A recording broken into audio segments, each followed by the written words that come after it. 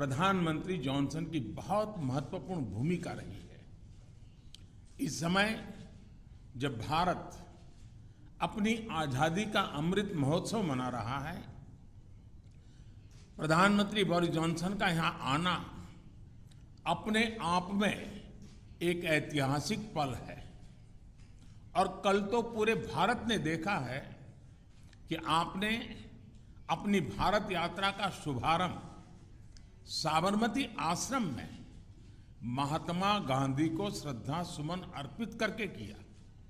Friend, पिछले साल हमने दोनों देशों के बीच कॉम्प्रिहेंसिव स्ट्रेटेजिक पार्टनरशिप की स्थापना की थी और इस दशक में अपने संबंधों को दिशा देने के लिए हमने एक महत्वाकांक्षी रोड मैप 2030 भी लॉन्च किया था।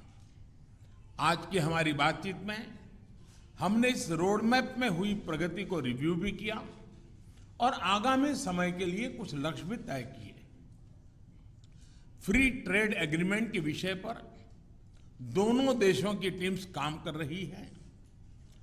बातचीत में अच्छी प्रगति हो रही है और हमने इस साल के अंत तक एफटीए के समापन की दिशा में पूरा प्रयास करने का निर्णय लिया है। पिछले कुछ महीनों में भारत ने यूएई और ऑस्ट्रेलिया के साथ फ्री ट्रेड एग्रीमेंट का समापन किया है। उसी गति, उसी कमिटमेंट के साथ हम यूके के साथ भी एफटीए पर आगे बढ़ना चाहेंगे। हमने रक्षा क्षेत्र में सहयोग बढ़ाने पर भी सहमति व्यक्त की है। रक्षा क्षेत्र में मैन्युफैक्चरिंग, टेक्नोलॉजी, डिजाइन और डेवलपमेंट सभी क्षेत्रों में यूके द्वारा आत्मनिर्भर भारत के समर्थन का हम स्वागत करते हैं। फ्रेंड्स, भारत में चल रहे व्यापक रिफॉर्म्स हमारे इंफ्रास्ट्रक्चर मॉडर्नाइजेशन प्लान और नेशनल इंफ्रास्ट्रक्चर पाइपलाइन के बारे में भी हमने चर्चा की।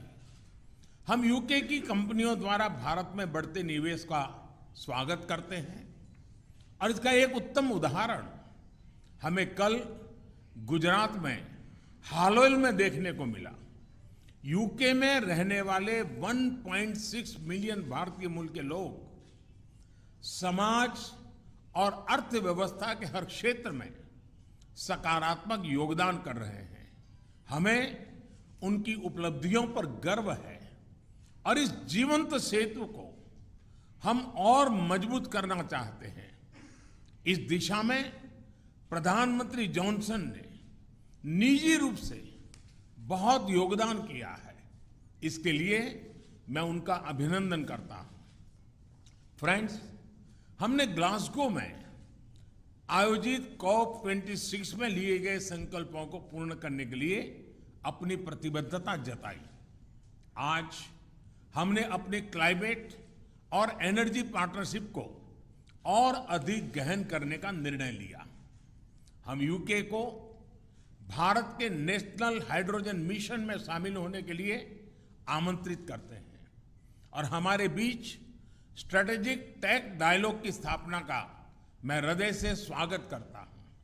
फ्रेंड्स, आज हमारे बीच ग्लोबल इनोवेशन पार्टनरशिप के इम्प्लीमेंटेशन अरेंजमेंट्स का समापन एक बहुत महत्वपूर्ण पहल साबित होगी। यह अन्य देशों के साथ हमारी विकास साझेदारी को और मजबूती प्रदान करेगा। इसके तहत तीसरे देशों में मेड इन इंडिया इनोवेशंस के ट्रांसफर और स्केलिंग अप के लिए भारत और यूके $100 मिलियन तक को फाइनेंस करेंगे।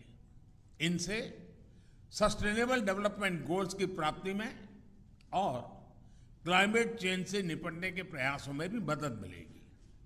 ये हमारे स्टार्टअप्स और एमएसएमई सेक्टर के नए मार्केट्स तलाशने और अपने इनोवेशंस को ग्लोबल करने में बहुत उपयोगी सिद्ध होगा। फ्रेंड्स, हमने क्षेत्रीय और वैश्विक स्तर पर हो रहे अनेक डेवलपमेंट्स पर भी चर्चा की। एक free, open, inclusive and rule based order पर आधारित इंडो पैसिफिक क्षेत्र बनाए रखने पर हमने जोर दिया। इंडो पैसिफिक ओशन इनिशिएटिव से जुड़ने के यूके के निर्णय का भारत स्वागत करता है। हमने यूक्रेन में तुरंत युद्ध विराम और समस्या के समाधान के लिए डायलॉग और डिप्लोमेसी पर बल दिया। हमने सभी देशों की क्षेत्रीय अखंडता और संप्रभुता के सम्मान का महत्व भी दोहराया। हमने एक पीसफुल, स्टेबल और सिक्योर अफगानिस्तान और एक इंक्लूसिव और रिप्रेजेंटेटिव गवर्नमेंट के लिए अपना समर्थन दोहराया। यह आवश्यक है कि अफगान भूमि का प्रयोग अन्य देशों में आतंकवाद फैलाने के लिए नहीं होना चाहिए। एक्सेलेंसी, आपने हमेशा भारत और यूके के संबंधों को मजबूत करने के लिए विशेष प्रयास किए हैं। इसके लिए हम आपका अभिनंदन करते हैं। एक बार फिर आपका और आपके प्रतिनिधिमंडल का भारत में हार्दिक स्वागत है। बहुत बहुत धन्यवाद।